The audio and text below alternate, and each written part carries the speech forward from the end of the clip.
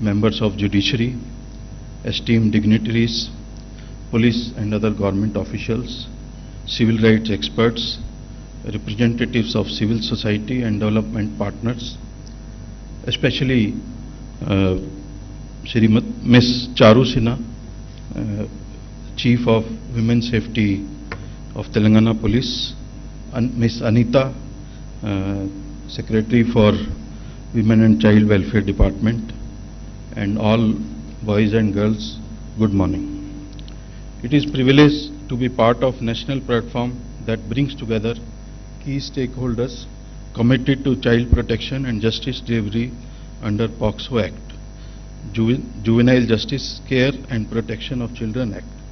At the outset, I extend my warm greetings to all the participants and commend the efforts of Judiciary, Women's Safety Wing of Telangana, Women and Child Welfare of Government of Telangana in organizing this critical and timely conference. POCSO Act and the Juvenile Justice Care and Protection of Children Act are most significant legislations in this country towards child safety and dignity. Yet more than a decade after this enactment, we still face real challenges on the ground. Some challenges are like delays in trials, high rates of witness withdrawal, inadequate convergence between the systems, and most importantly, the risk of re-traumatizing the child while seeking justice. Conference rightly places its focus on rehabilitation and reintegration, not as secondary aspects but as central pillars of the justice process. In Telangana, we have tried to respond to these gaps through a unique systemic innovation that Bharosa Centers.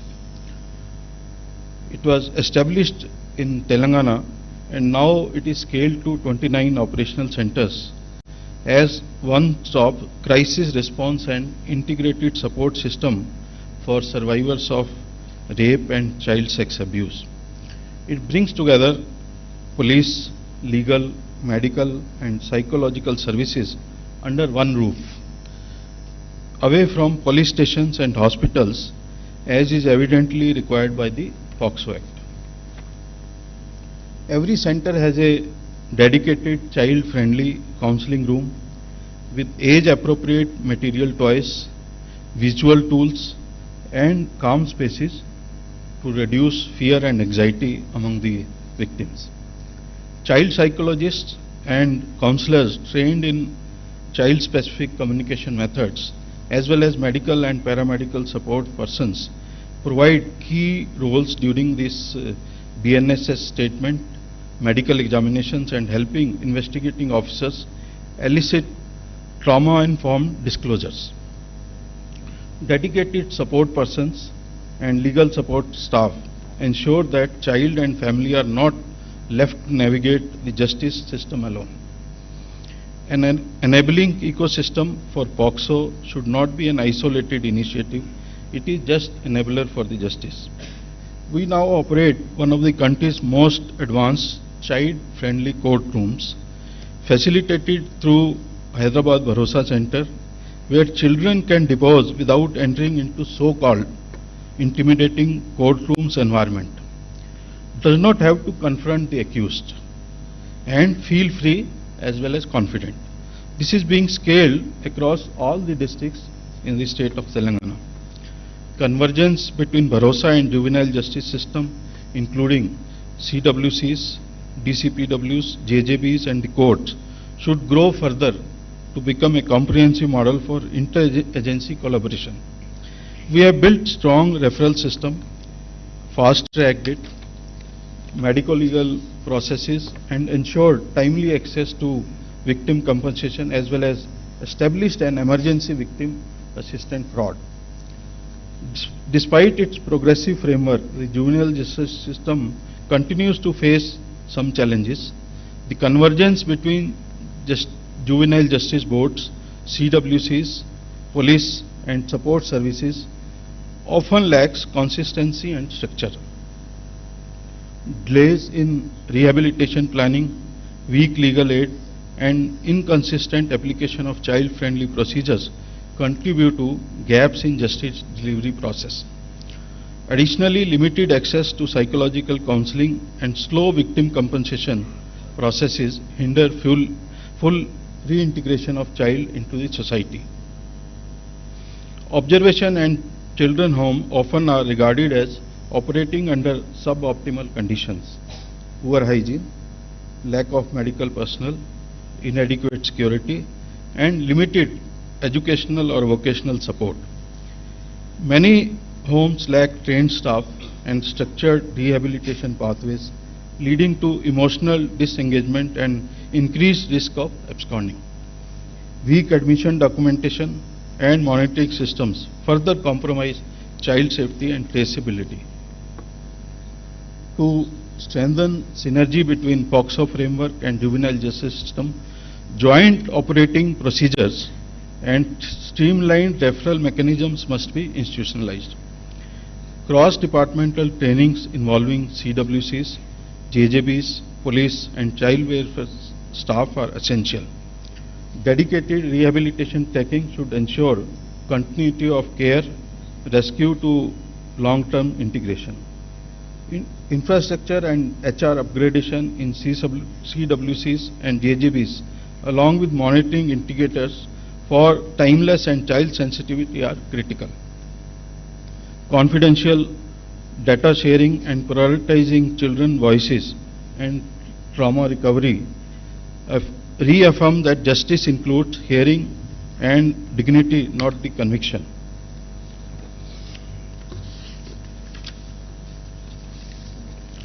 Let the conference be a platform not just for deliberation but for commitment. Let us together reaffirm that justice for children is not just about conviction rates but about restoration, safety and healing. State of Telangana, under the leadership of our Honorable Chief Minister, is committed to strengthening the Bharosa model further and sharing our learnings to contribute to national and state frameworks. We welcome collaboration, innovation and shared vision for all present here. Let us all be together and take care of life and dignity of all people who deserve it. Thank you. Jai Hind. Thank you, sir, for your special address on this inaugural session. I now request Honorable Mr. Justice Sujaypal Garu, Acting Chief Justice, High Court for the State of Telangana and Patron-in-Chief, Telangana State Legal Service Authority, to kindly illuminate us with your Honor's special address.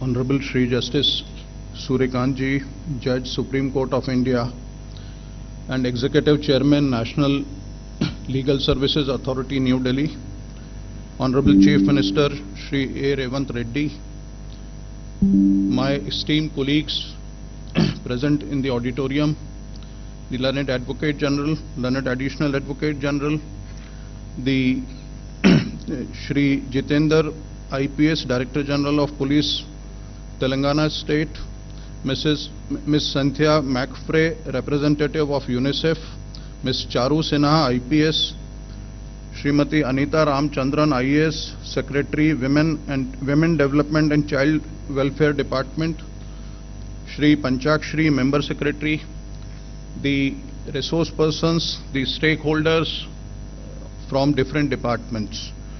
Very good morning and welcome to all of you to this very important meet today, where we would like to discuss frankly about the issues before us so that we can come to a conclusion.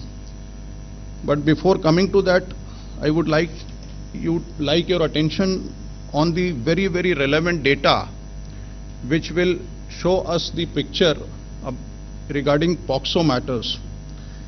In December 20, the pending cases in Telangana regarding POCSO were 5267. In December 21, it became 6828. In December 22, it became 10,589. Comparing from December 20, when it was 5267, in December 22, within 2 years it became almost double, 10,589.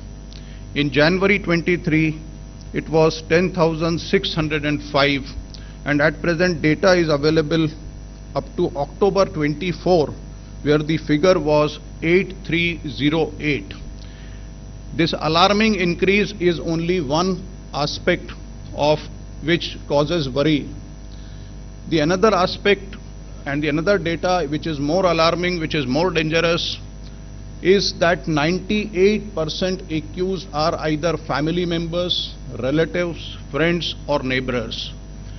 And therefore, in such a situation, a child victim who is subjected to sexual abuse, it is very difficult to withstand the social pressure, and in most of the cases our experience is that that victim turns hostile because of the family and social pressure. In that event, what is very important to record conviction and stop this is the scientific evidence, the other circumstantial evidence. And therefore, the idea to bring everybody under one roof, that every stakeholder, the education, the police, the health department, the R&B, everybody who is taking care, who is the stakeholder, should be under one roof, so that we can identify the issues and solve the problems. I'll give a very small example, that when a child enters a school, her or his name is registered in admission register, we sometimes called as Dakhil Kharij register. A small overwriting in date of birth in that school register can give benefit to the accused if at later point of time that child is subjected to any sexual abuse. Likewise, as I said, that scientific evidence in cases of POCSO are very important. Now the Government of India has come up with a complete protocol of DNA, how to procure a sample, how to keep a sample, in which temperature it is to be kept, what is the shelf life, what is to be taken care of. And there is a judgment of Supreme Court on that, if I correctly remember, authored by Honorable Justice Bela Trivedi. The entire chain, the time from where the sample was taken and how it travels to the FSL, and then how the report is prepared, this entire chain needs to be established meticulously. And even one break of chain anywhere ultimately gives benefit to the accused. A checklist can be prepared so that all these possibilities can be eradicated.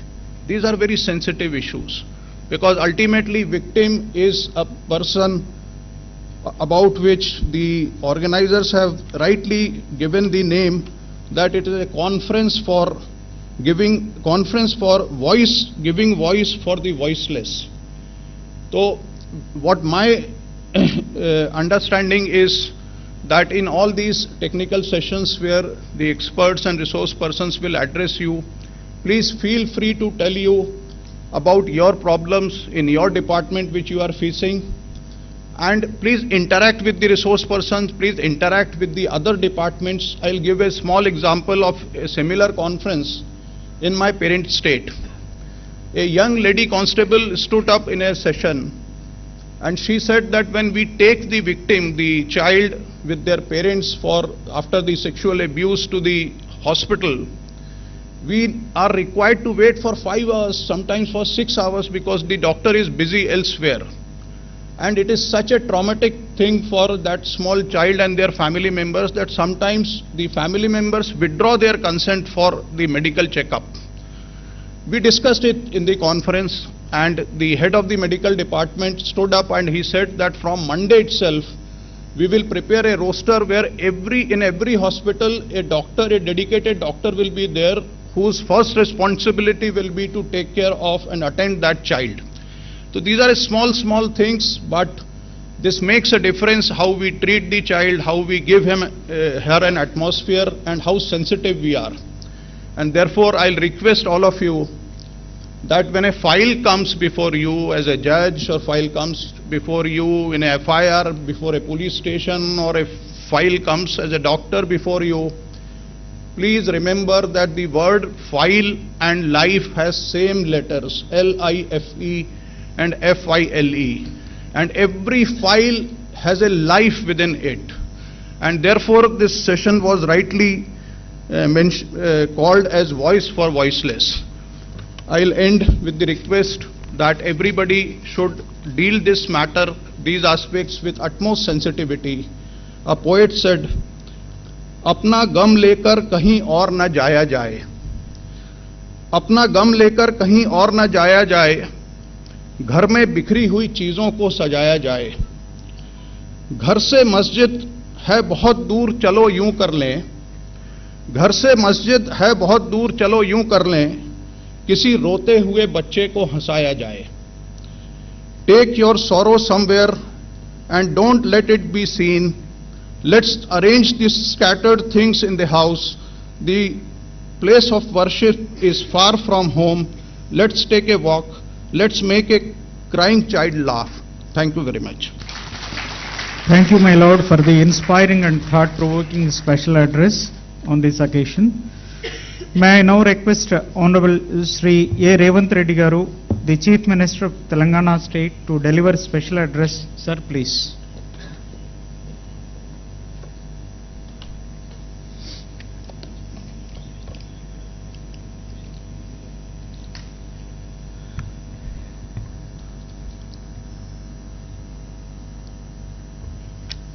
Honorable Sri Justice Suryakant, Judge, Supreme Court of India, and Executive Chairman, National Legal Services Authority, Honorable Sri Justice Sujay Paul, Acting Chief Justice, High Court of State of Telangana, and Patron-in-Chief, State Legal Services Authority. Respected members of Judiciary, senior police officers, women and child department officials, legal services experts, UNICEF, civil society and development partners. I welcome you to this state level conference. The theme, Voice for the Voiceless, is very important for our society. I congratulate the Telangana Police and other organizers for holding this conference. We must put child survivors at the center of our legal and moral framework in fighting this heinous crime against humanity. We have to protect our children from sexual abuse at any cost and with all means. My government gives top priority to the protection of children and women. Telangana Bharosa project has 29 centers. It provides police support, legal aid, medical assistance, and counseling in a friendly environment. Telangana pioneered child-friendly courts run by Hyderabad Bharosa Center. The goal is not just faster cases disposal, but total child protection and development. POCSO Act and Juvenile Justice Act are highly progressive instruments in our legal framework, but they come with problems. We must ensure procedure help child victims, not hurt them. We must also end child pornography and impose strict punishments. Social media abuse of children must also be treated without mercy for culprits. Our state government is fully ready to take all steps. We must ensure justice and compassion for children not only in courts but also at police station, child centers, and in every step of this process. I appeal to all of you, respected judges, police officers, CWCs, development partners, let us move forward with a shared mission. Justice is not just about conviction. It is about restoration, about dignity, and reclaiming childhood. Thank you. Jai Telangana. Thank you, sir, for your valuable message and the steps being taken by the Telangana state government. It is time to hear our today's chief guest, Honorable Sri Justice Suryakanth, Judge, Supreme Court of India. My Lord, please.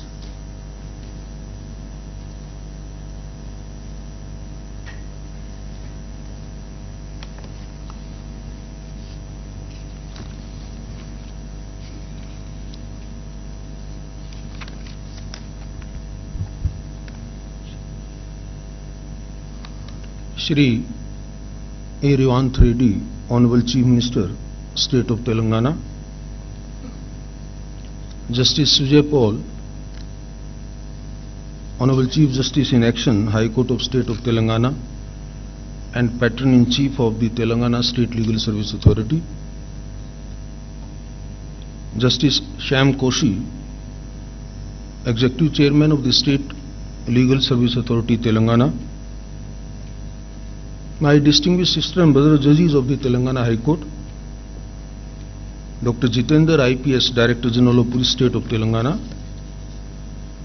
Ms. Cynthia McFray, representative of the UNICEF India chapter, Learned Advocate General of State of Telangana, Member Secretary Mr. Bharat Parashar of the National Legal Service Authority, Member Secretary of the State Legal Service Authority and other my dear judicial officers,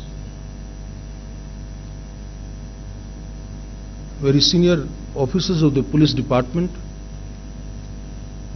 senior administrative functionaries of the state government who are present here. We also have among us Mr. Santhan Krishnan, Live President of the Commonwealth Lawyers Association, distinguished dignitaries, jurists, statesmen, police officers, social workers, ladies and gentlemen, friends from media. When Honorable Chief Justice cited a very emotional nazm of Nida Fazli, I immediately recollected Maria Montessori, a very celebrated pedagogue, and what she said about child. I quote her, "It is the child who makes the man, and no man exists who was not made by the child he once was." I think this statement communicates everything with respect to a very serious issue which we intend to deliberate in this one-day conference. These words of Montessori also remind me that the well-being of our children is not merely a moral obligation, it is the foundation upon which all of society is built. The child is not just our future, they are our mirror, our responsibility, and our greatest test. Today, as I stand before you, I cannot help but echo the statement of Montessori, because I am of the firm view that if we fail our children, we are not only failing them, we are failing the very soul of our nation. I therefore wish to applaud the distinguished speakers who have preceded me.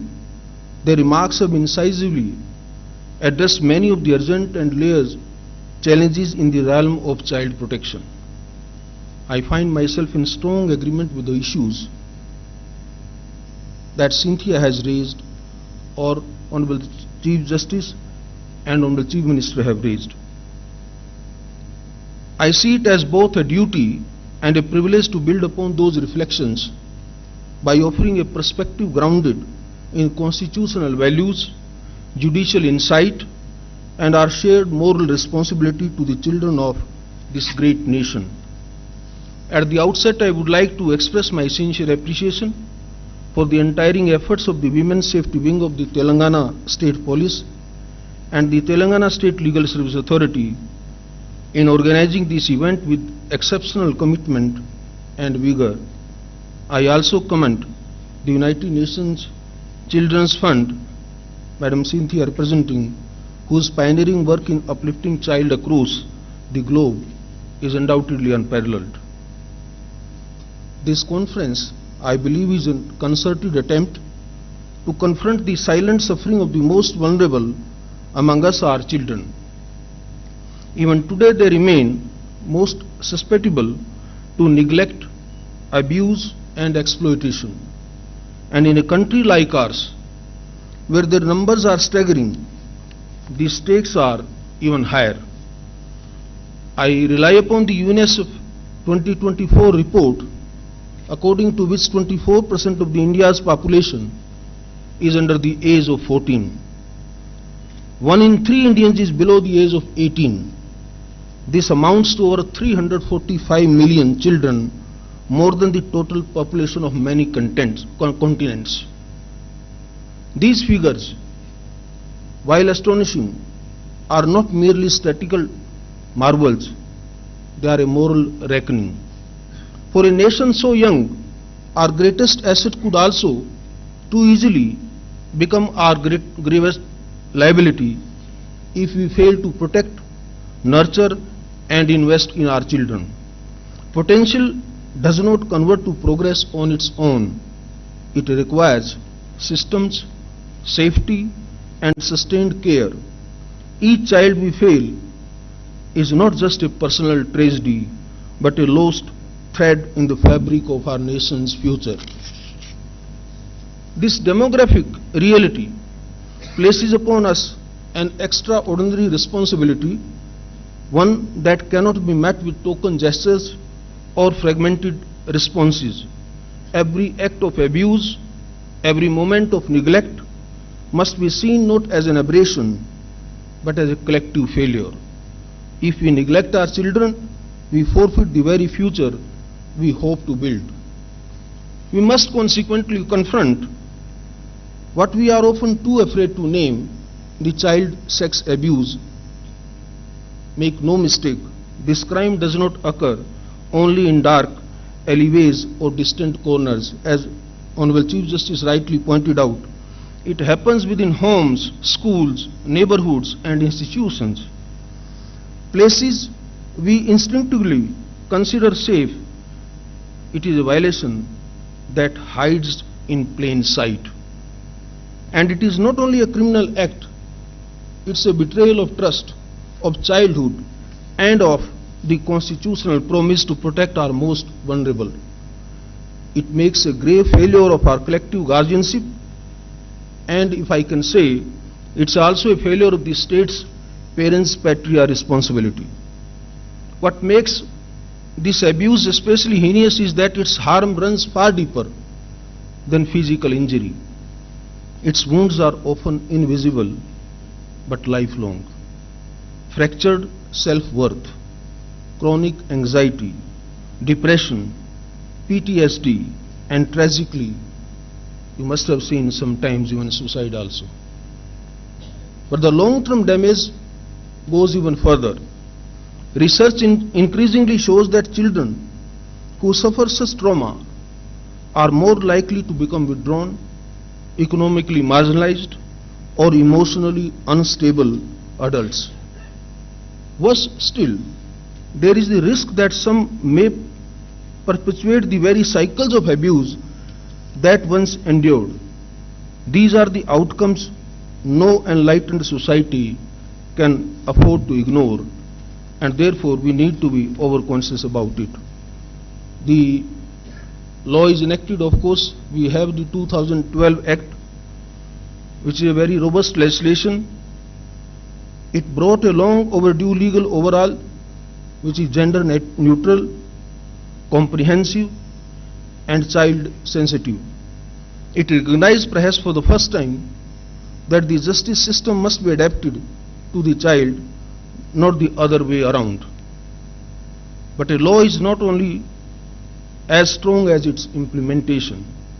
Special courts remain unevenly distributed.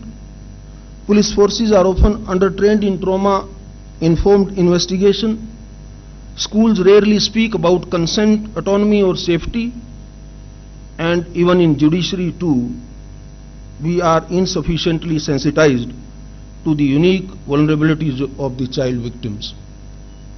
In light of these realities, the path forward must be carefully and compassionately charted. There is where the agenda of this conference becomes so vital. As a lifelong student of law, I have experienced firsthand how even well-meaning systems often place disproportionate emphasis on punishing the perpetrator, while the child, whose life has been irreversibly altered, is left unheard, unsupported, and often re-traumatized by the very mechanisms meant to help. Justice becomes synonymous with conviction instead of recovery. If some of you will recollect, in 2014 onwards, I have been speaking about invisible victims of system, and that is what precisely I meant to say. Consider the case of a 10-year-old made to recount her trauma repeatedly. Before whom? To a teacher, a police officer, a medical examiner, a lawyer, and then a judge. With each retelling, her voice grows fainter until it vanishes altogether. This cannot be called justice. It is distress compounded by process. When the system forgets the child in its pursuit of the accused, it fails them both. This imbalance is not incidental, it is structural. That is why the focus on rehabilitation at this conference is both timely and necessary. Our child protection framework, though well-intentioned, remain disjointed and under-equipped. What we need is a fundamental shift, one that sees the child not as a passive witness in a criminal trial, but as a person in urgent need of sustained and holistic care. True justice for a child begins not in the courtroom, but in the moment they feel safe and secured within and outside the four walls. It begins in the hands of a counselor, the embrace of a caregiver, and the assurance that they will not have to walk alone. Reintegration must not be an afterthought. It must be the foundation of our response. Because a child's healing is not just a legal requirement, it's a moral obligation.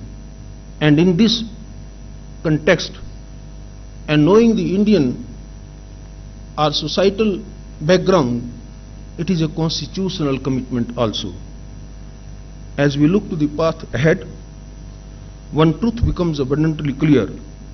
The task of protecting and supporting child victims is far too important to be left to the legal system alone.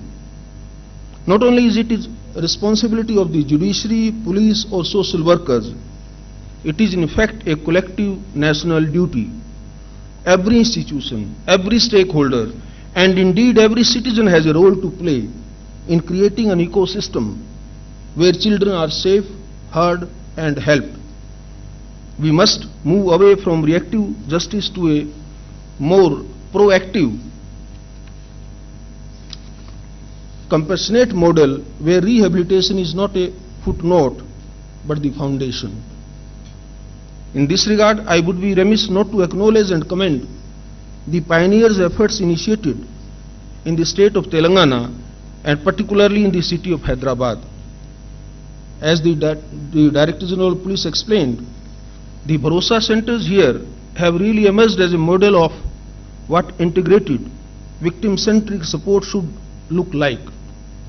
By offering a one-stop facility where child and women victims of violence can access police assistance, legal aid, medical care and psychological counseling under one roof, these centers exemplify what sensitive and holistic justice delivery should aspire to be. They demonstrate that with the right vision and commitment, it is possible to ease the child's journey through the justice system, minimizing the pain and agony and maximizing the care. Similar appreciation is due to the NALSA's novel child-friendly legal service scheme of 2024, which envisions a trauma-informed, child rights-driven ecosystem. It is not only ensures courtroom dignity but the provision of psychological care and compensation to the victim. It is my earnest appeal that such best practices be assimilated and adapted across the length and breadth of the country, whether it is the level of the state policy, institutional design, or community intervention. We must commit to replicating and scaling such models. Let us therefore take inspiration from what has worked and build upon it, ensuring that no child anywhere in India is left to navigate trauma alone. In doing so, we not only uphold the letter of the law, but the spirit of our Constitution, which promises every child the right to dignity, safety, and opportunity. I would like to conclude at this juncture by briefly alluding to the words of a stalwart of human rights, Nelson Mandela, who once rightly said, and I quote, "There can be no keener revelation of a society's soul than the way in which it treats its children." Ladies and gentlemen, our work is far from complete until our children experience meaningful restorative justice, where the systems meant to protect them do not re-traumatize, and where their healing is prioritized outside along with accountability. This conference has brought together a range of voices, legal minds, administrators, caregivers, jurists, and protectors, united by a common purpose. But beyond the deliberations and draft recommendations, that's my humble submission, we must take back with us a renewed sense of moral urgency. Laws, however well written, are only as effective as the compassion with which they are implemented. Systems, however well structured, are only as just as the people who operate them. Strengthening the POCSO framework and child protection ecosystems will require vigilance, innovation, and above all, empathy at every level. Let this conference, therefore, mark a turning point not only in the policy but in a national consciousness. Let us vow that no child will be made to feel that their pain is a footnote or that their dignity is conditional. Let us make our nation not merely compliant with law but radiant with justice, for it is in the safety of our children that the soul of our republic truly lives. Thank you very much. Thank you for giving this opportunity. Jai Hind, Jai Bharat. Thank you, my Lord, for enlightening us on different aspects and need for the POCSO Act and enriching us with words of wisdom, which I am assured that they will guide us in the days to come. Indeed, it is a distinct honor and a privilege to have amongst us Honorable the Judge, Supreme Court of India, and the Executive Chairman, National Legal Service Authority, whose august presence has illuminated today's consultation meet on the topic of voice for the voiceless and rights and protection of children of sexual abuse. We would like to take this opportunity to express our gratitude by felicitating the dignitaries on the dais for their generosity and kindness in gracing this occasion. For this, I humbly request Honorable Sri Justice Sujaypal, Acting Chief Justice, High Court for the State of Telangana and Patron-in-Chief, Telangana State Legal Service Authority, to kindly honor His Lordship, Honorable Mr. Justice Suryakant, Judge, Supreme Court of India, and Executive Chairman, National Legal Service Authority, with a shawl and a memento.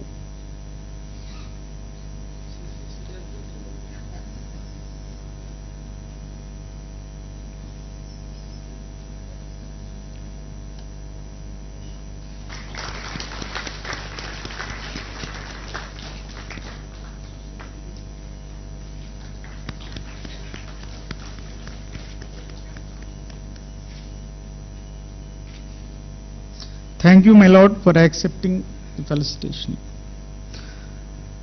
Now, I humbly request Honorable Sri Justice P. Samkoshi, Judge, High Court for the State of Telangana and Executive Chairman, Telangana State Legal Services Authority, to kindly honor our Honorable Sri A. Revanth Reddy Garu, Chief Minister, Telangana State, with a shawl and a memento.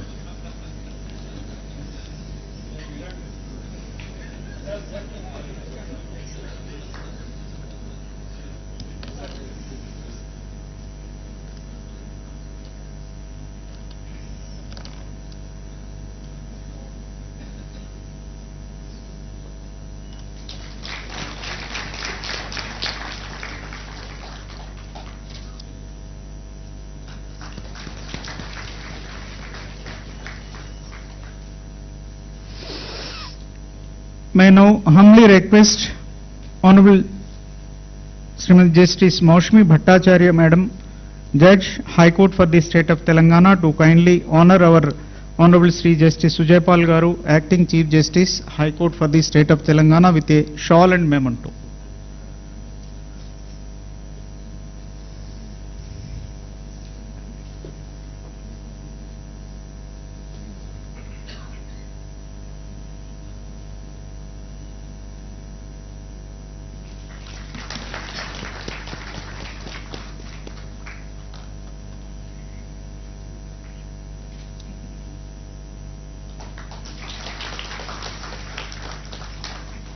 Thank you, my lord. Now I humbly request Ms. Charu Sinha, Additional DGP, CID, Women Safety Wing, Hyderabad, to kindly felicitate Sri Dr. Jitendra IPS, DGP Telangana, with a shawl and memento.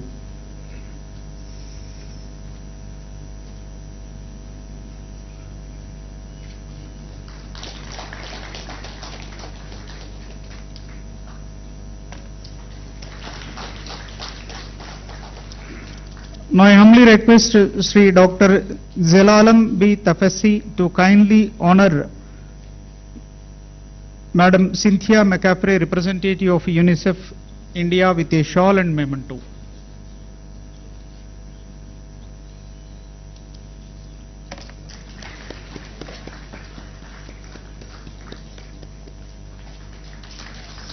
Thank you, madam. With this, we have arrived towards the end of the inaugural session, and before winding up, I would like to request Srimati Srijana, Women Development and Child Welfare, Telangana State, to kindly propose vote of thanks. Please, ma'am.